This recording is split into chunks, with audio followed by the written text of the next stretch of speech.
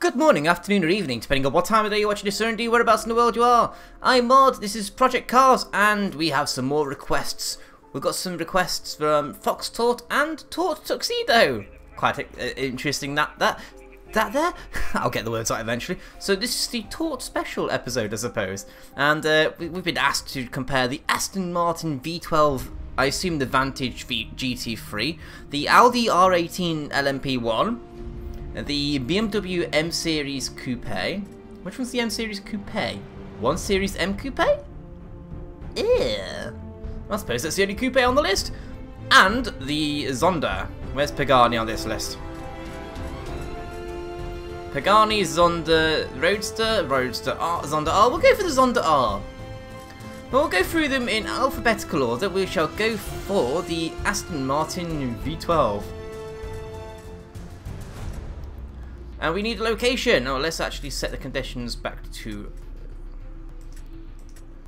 Oh! Okay, there's a heavy fog of rain option I didn't realise from the previous episode. Sorry!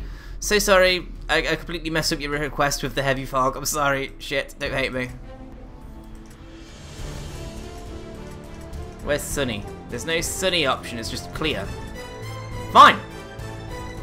Location. We need a location for today's episode. Our tests today will be taking place on... I don't know, Zolder. I heard good things about Zolder. Let's do Zolder. Okay, so the first car we're taking out is the Aston Martin V12. The Vantage, the GT3. This should be a lot of fun. In fact, I'm counting on it being a lot of fun. As always, this is going to be a completely default setup. Oh my god, look at the rear wing on this monster. It looks the job. Right. Bonnet cam for this, or is there another one? I saw a nice top-ish down one. That'll do. No, let's stick with bonnet cam. Lots of camera angles. I like that. Lots of bonnet camera angles. It certainly sounds like a GT3 car should. Lots of bangs and whistles, knocking. This is just a space frame chassis with a body shell put on top of it. Industry. Okay.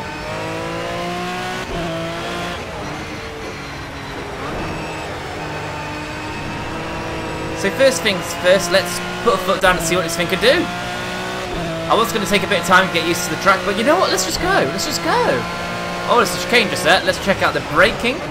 Braking is good. Oh, there's a nice little chicane thing. Oh, we lost it on the chicane straight away. But, you know, not badly lost. Not badly lost.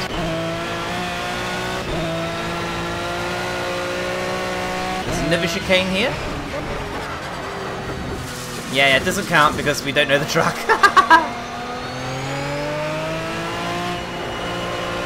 Bloody hell, it winds a bit, doesn't it? If I'm honest, I'm using my experience from Need for Speed with this one. Looking at the map and following the icons on the track. Oh!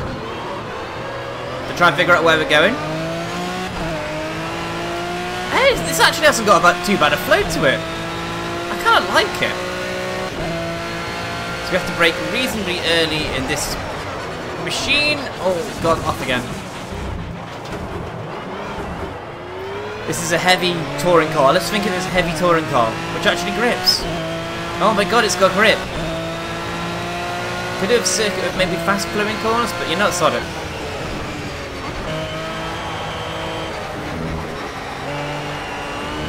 Yeah, that's nice. That's a nice line through that. That's not such a nice line. So far, my impressions of the Aston Martin are positive. It feels like a GT car should. Light, nimble, but there's enough weight there to remind you, hey, I am actually still a handful, you know? You gotta treat me with respect. I'm an Aston Martin, bitch! Rawr! Oh, nearly made it that time. Oh, it's savable. That's good. One thing I noticed, when I put my foot down, the car's going, but there's no drama with the power being deployed. Oh, that hairpin again. Chicane, chicane, chicane.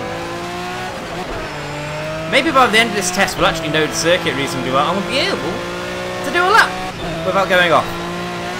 But hey, what? Oh, front left's warmed up. That's good.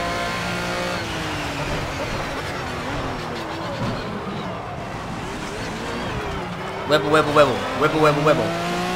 Power, power, power. Again, no drama when you put your foot down, but there's definitely power there. There's definitely a sense that you are shifting. Especially when you have to brake here, because there's the turning. Yeah, that's better, mod. Oh, tyres gone cold. How rude. Likes direction changes. This thing can change direction quite nicely. I assume it's because weight's all low down in the car.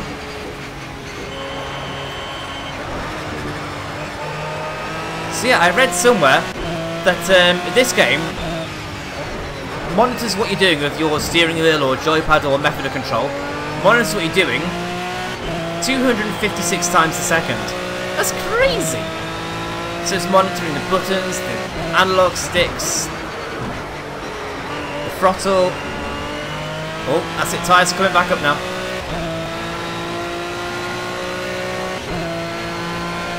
Brake about here, say. Probably too early. No, that's fine, that's fine. We'll roll that, we'll roll that. Ah, the front left's finally staying up to temperature. It's very easy to lose temperature, I'm noticing. Oh god, that hairpin again. Chicane, chicane, it's a chicane.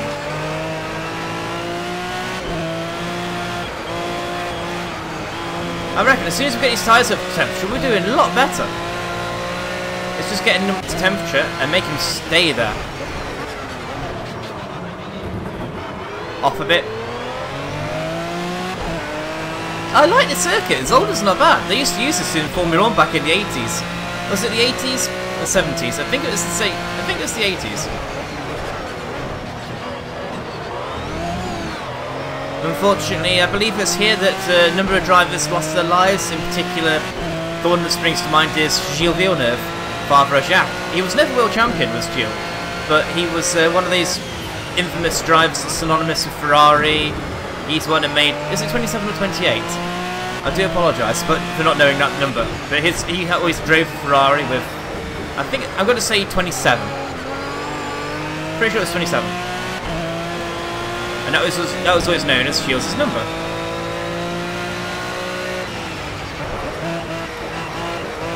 But yeah, Zolder, unfortunately, he lost his life. And I saw the accident on YouTube. If you're feeling brave, go look for it. It wasn't pretty. Long story short, he clipped a barrier, span across the track, and got thrown out of his car into some railings, I think. Chicane, I remember the chicane. Aha! Yes, I got it. God, the tyres are losing temperature so quickly. That's the only reason weaving across the track what I'm doing, is trying to generate a bit of heat. Come on, Carl, warm up for me. Tried to be a bit later in the braking there, not a good idea. But yeah, getting back to the car though, the Aston Martin. It sounds loud, I think it goes without saying. It is a joy to drive. Eat the curbs up, that's it, power, go. Gonna come across the start finish line in 142.150. Brake in a straight line, carry speed through the corner, nibble the curb. Let's see if we can get that lap time down a bit more. And we lost tyre temperature again. How is this thing not generating tyre heat? It's really starting to get on my nerves now. Come wide. You know, let's just not worry about it. Let's just go. This thing is just staying planted. Absolutely planted. Let's 3/10 down.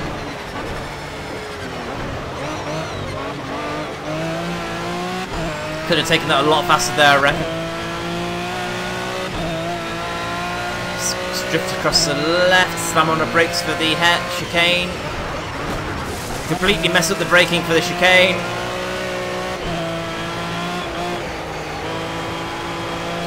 Oh yeah, completely messed it up. But you know, I'm having a lot of fun here. Oh wow, 5 seconds up, fantastic. Got a braking right for that one. Getting a little bit of oversteer now to put my foot down. I like oversteer. But yeah, this car's nice, neutral, goes where I want it to go. Don't turn and brake at the same time. Does not want to spin though. But anyway, before we crash it into a wall, let's check out the next car on the list, the Audi R8 TDI LMP1. Here we are again, everybody, the Audi R18. This wasn't the first diesel car to be used in Le Mans racing. That honour falls to the R10, also by Audi.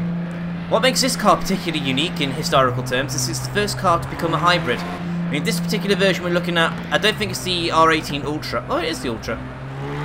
Was the Ultra the four-wheel drive version, which was essentially the hybrid one?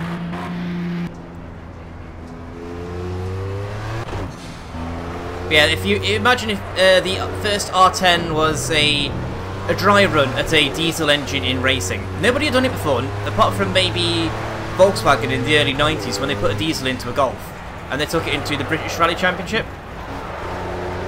This one was a proper designed diesel engine that was shoved in the back of the R10, and they learnt the lessons, they refined the concept, they made bits lighter that they could. I think the biggest problem with diesels is the vibration. The low rev, the vibration's more prominent.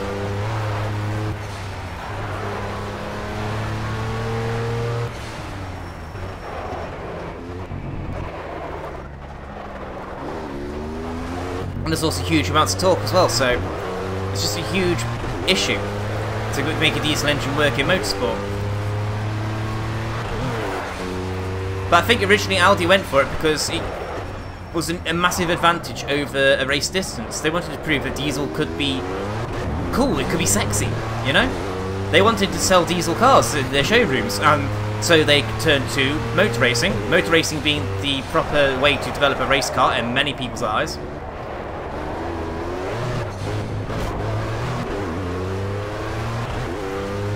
And they did it. They've proved that diesel actually can have more power than a petrol in equivalent circumstances. So the ACO, the Le Mans Council as it were, the guys who make the rules for Le Mans, they drew up an equivalency set of rules, so petrol would have a fair chance against diesel. And in this year's Le Mans there are 3 manufacturers. If I remember rightly, Audi are using the diesel, Porsche are using a V4 petrol, and Toyota are using a V8 turbo.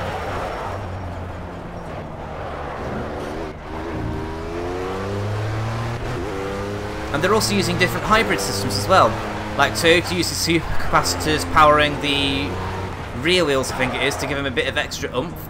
Audi uses a battery, no, I think the Audi uses a flywheel configuration that generates power from and sends power to the front to give them 4-wheel drive. And the Porsche, what's the Porsche use? I'm not sure what the Porsche uses actually. I think that uses, I'm not sure. But it definitely has a hybrid system on it. So let's talk a bit more about the R18.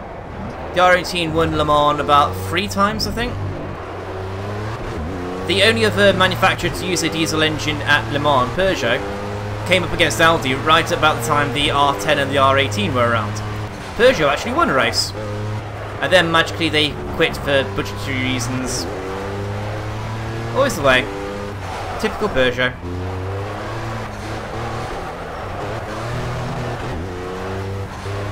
But no matter, this is an important part of history, this particular version. I think that the R18 actually won on its debut at Sebring. I think it was Sebring, or Petit Le Mans. Pretty sure it's Sebring. The saying is in motorsport that 12 hours of Sebring is equivalent to 24 hours at Le Mans because it's such a rough track shaker. Track shaker? Bone shaker. It's a horrible rough track to drive on. And I think I'll do that for the next video, I'm not sure. But yeah, right now I'm hardly pushing the car to its limit. It's got lots of grip, lots of power, but I'm hardly using it. I'm just going nice and steady, tiptoeing around. But yeah, getting back to Sebring, one of the big things that Le Mans manufacturer teams always did was they always sent the cars to Sebring to enter the race there for the 12-hour race because it's a good test of their car before they sent it to the actual 24-hour race under race conditions and all that.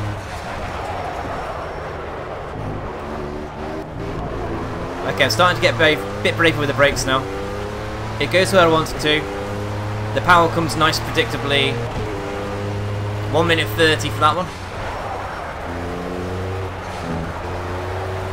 I can't remember the time from the Aston Martin, but I think it's a lot faster than that.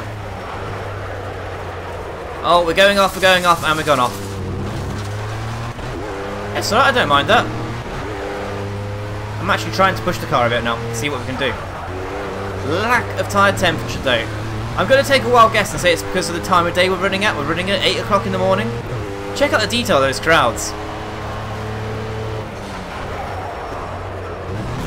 Oh, oh, oh, oh, oh.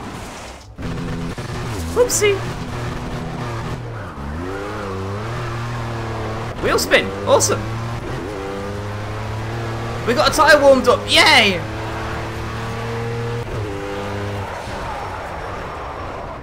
I'm relatively certain that I've got most of the drive rates off. If I don't, I'll be very upset. The brakes are definitely... The ABS is definitely turned off. I think traction control might be on medium. It feels like medium. Oh, bloody hell. I've forgotten how to brake. Awesome. Well, we're doing alright. We had a good few laps then.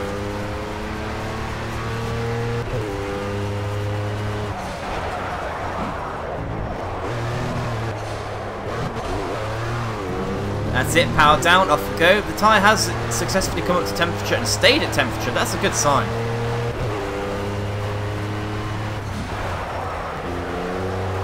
Please give me the other tyres. Please warm up.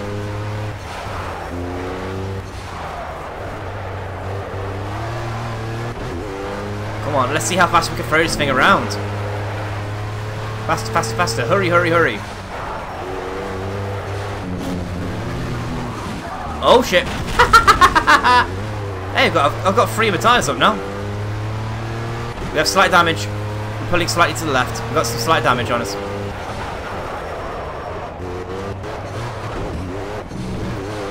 So we'll do one more lap of this and then we'll get onto another car, I think.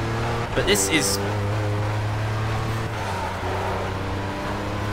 really starting to come to life now as the tyres come up. And then he cooled down again. Well done, Mod. Well done. Come on, fronts. I don't want to have to keep weaving. Give me some life in these front tyres. Oh, shit. Big boom. Now the car is very definitely broken. Let's have a look. See, let's have a look at the damage modelling. Let's see what's happened.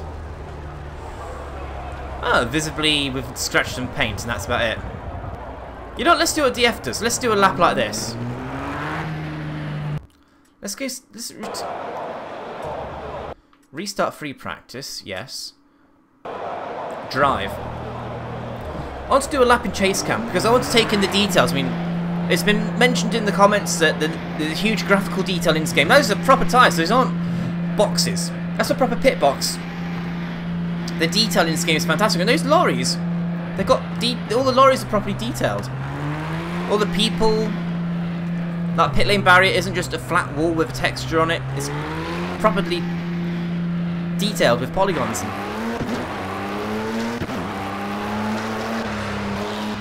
Oh, brake lights. Off the circuit. Why am I getting excited over brake lights? God, Lord. It sounds different from chase cam, doesn't it? Probably because the microphone for the audio that we're listening to is probably positioned differently, I'm guessing. Of course it is. Boing, boing. Yeah, the other reason watching it in chase cam is I'm hoping to get a better idea of how the car is behaving.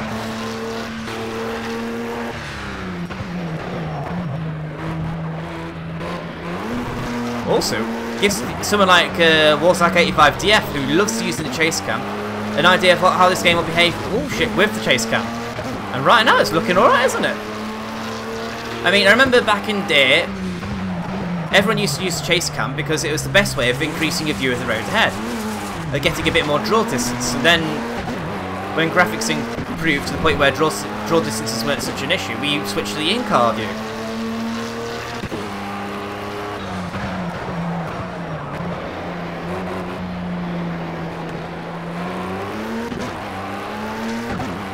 But yeah, I am very much enjoying this car. As you can tell, because we haven't actually switched to another one yet. Be interesting to see what this is like in a race situation though, against other LMP1 cars.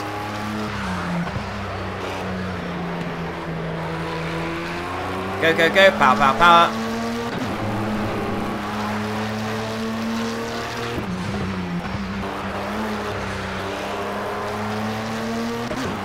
Maybe I should do a race for the next video instead, actually. Yeah, we'll do that.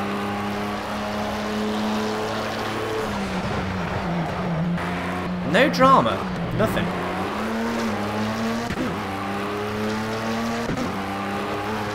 Here's an idea for everybody. Let's have a look at the replay, because I know we've spent a lot of time actually driving the car, but let's actually take a look at the replay angles of the car in motion. How nice is this? The marbles offline probably a bit too chunky in my opinion, but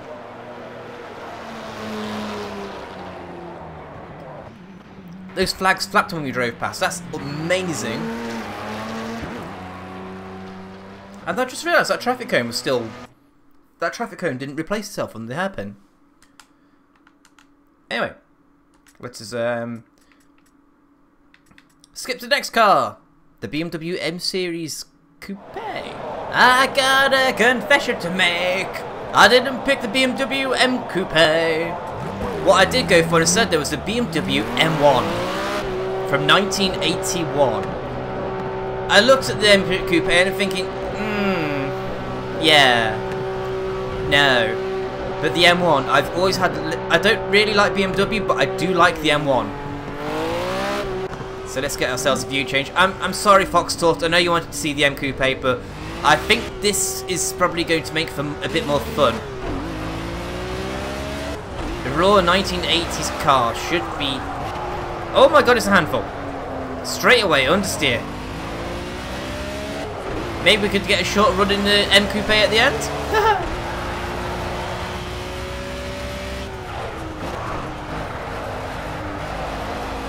God, it rattles like an old car, doesn't it?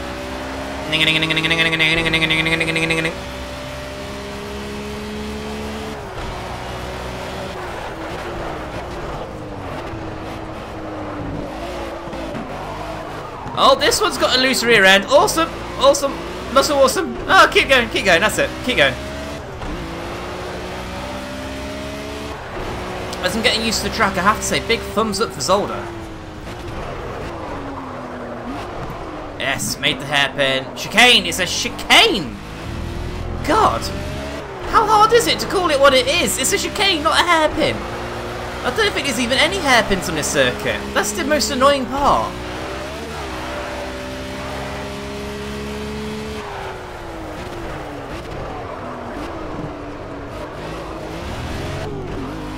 Right, so initial impressions. It needs to brake earlier than the other cars. I'm assuming because it's 80s technology. What? Yes, of course it's so. Next lap invalidated. Oh, goody. Just invalidate the lap. I think this game needs to bear in mind that, you know, if I'd gone straight on there and gone flat, then yes, penalise my next lap, but I fucked up the next lap anyway, so there's no need for it to confirm it in writing. At least give me a chance to set a lap. Even a slower penalised one, you know? But hey, it's easily remedied. All MoD has to do is not drive like a retard. Easy said than done, I realised, but never mind.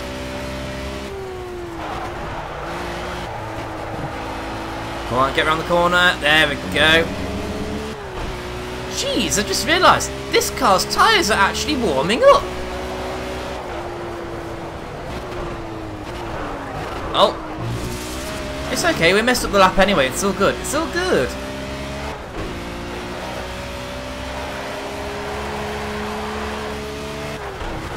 Chicane. No, mess up the chicane. This car really does have bad brakes compared to the others that we've driven so far today. Also, I think driving into that one tyre has broken the car already. Really? It's a bit too sensitive, I think. I'll try and get a lap in. Try being the keyword, I suppose.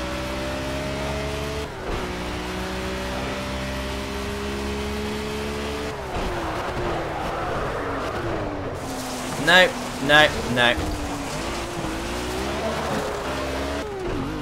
Well, I said it's only going to have a shorter run than this, so let's get the M Coupe in. Okay, so here we are, the BMW 1M Coupe. I don't have much enthusiasm for this, it's just a 1 Coupe. With some stickers on the door, wow.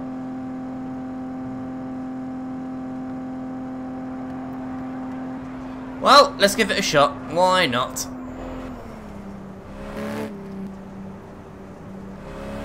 Bonnet view is very shiny reflection in that bonnet, I've just realised. Foot down and away we go. This is a BMW, so it should be balanced as hell. Understeer. Oh my god, is that why you wanted me to choose this car, Foxtort? Because of the understeer.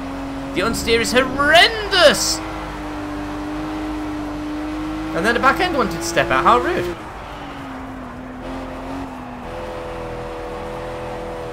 I suppose it's nice to have the road-going cars every now and again, just so we can compare them to the proper thoroughbred race machines. Right. Chicane. Braking, braking. Nothing. Oh no, we hit a cone. That's probably the car damage now. Before everybody screams at me, why haven't you turned damage off then, Mod? Well, it's still alpha. I'd like to actually cover as much of this as possible. Oh my god, that does not like going around corners at all. It's horrible and soft and spongy and twitchy, just like a road-going car would. Actually, if anything, it feels like my Fiesta.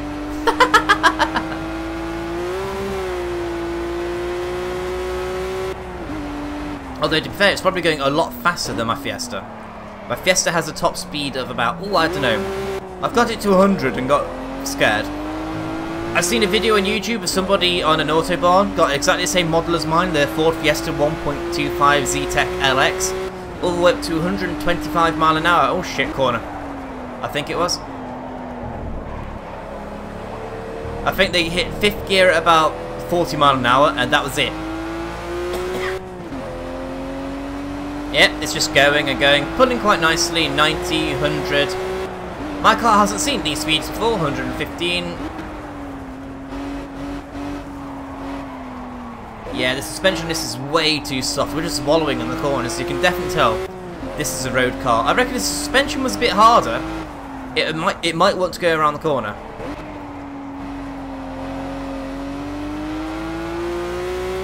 It's wallowing like a hippopotamus. Go on, get round there. Go on.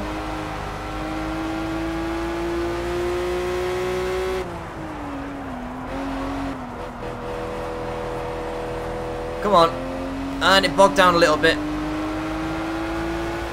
I remember rightly, we have a semi-automatic gearbox in the thing, so if I wanted to, we could have just dropped down a gear then.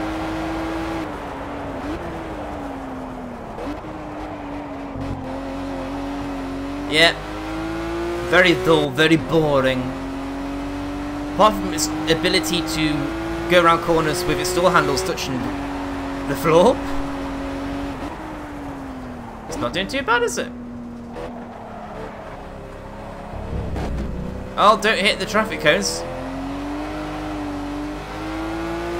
We've already seen what happens when we clout those things gently. I personally think the damage modelling is a bit on the harsh side. But then again, maybe it's because I'm used to playing nothing but video games all my life. Oh, tyres warmed up. But I don't think there's any way in hell that tyres should hurt your car that much. Not to the point where you're constantly listening to the left or listening to the right, you know. Don't think which, go straight. Go straight, car. Oh, balls. I was going to get back on track as well. Well, I don't like the M Coupe, it's fair to say. Next, the Zonda. Finally, last but certainly not least, we have the Zonda R. Just for you, Tuxedo Tort333. Look at it. It's a beast. It's a demon. It wants to eat you up, spit you back out the rear end, and there's an entire rear end there.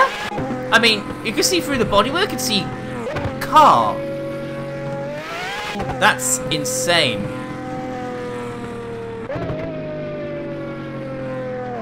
Hold up for a second. I want to keep looking at this a bit. This is a really fantastic model of a car. I mean, I don't overly give a shit about graphics. I'll be the first to put my hand up and say, graphics do not interest me when it comes to games.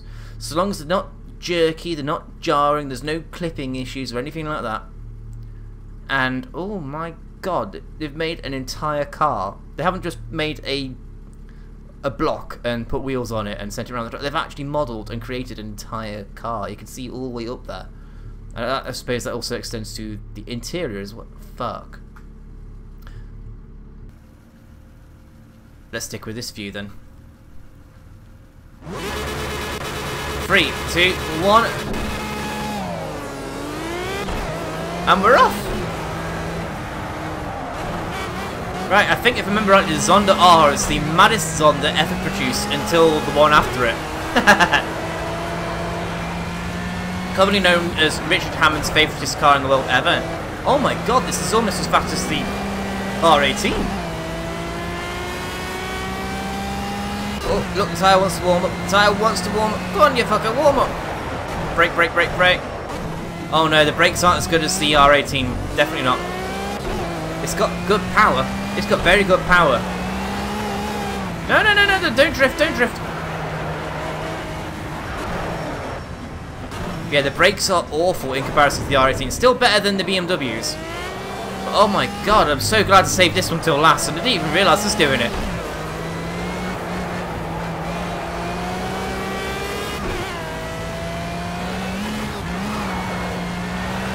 Oh, oh, oh, no, no, no, no, no, no, no, no, no, no, no. Well, that front left's coming to temperature now, that's good.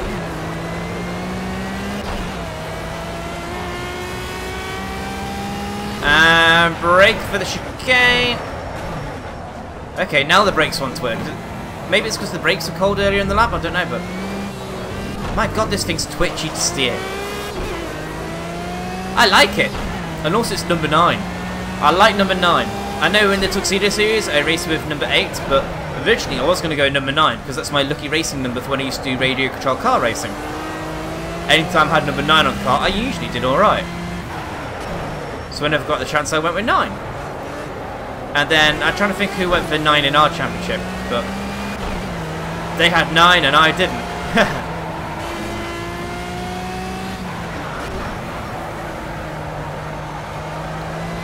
It's nice to drive a car with 9 on it for once.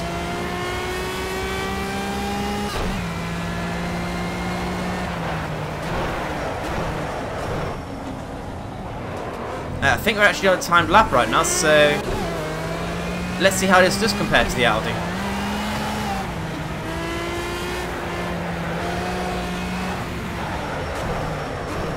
We remembered the chicane! Just about, but we remembered the chicane. I'm driving now without looking at the minimap. I'm actually remembering the track layout. It's only taken about, what, 30 minutes of driving with different cars to actually get used to the track layout.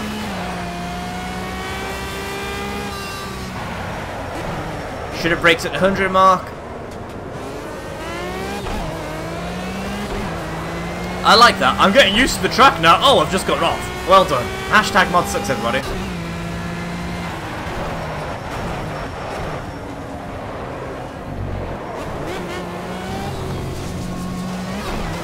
Very aggressive on the curb eating there. I like that.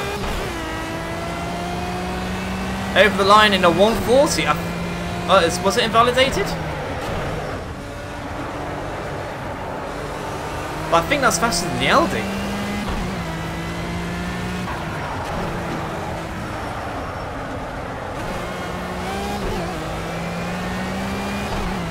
What I need to do next, for the next video, is either a race or a race. And I think I'm going to go with a race. Sounds like a plan, because it's all very well taking cars, doing comparisons, seeing how fast they go here, there and everywhere. But the whole point of this is it's a racing game. So why don't we, for the next episode, have a race. I'll pick a class, I'll pick a track, I'll pick some opponents. And we shall have some fun at my expense. And I know we've done the multi-class thing, but that was very broken because we were the Formula B and everyone else was Formula C or lower. Well, it wasn't a very fair race, it was one-sided. And we need an even race, I think. 2 seconds up, 100 mark. I remember my braking point.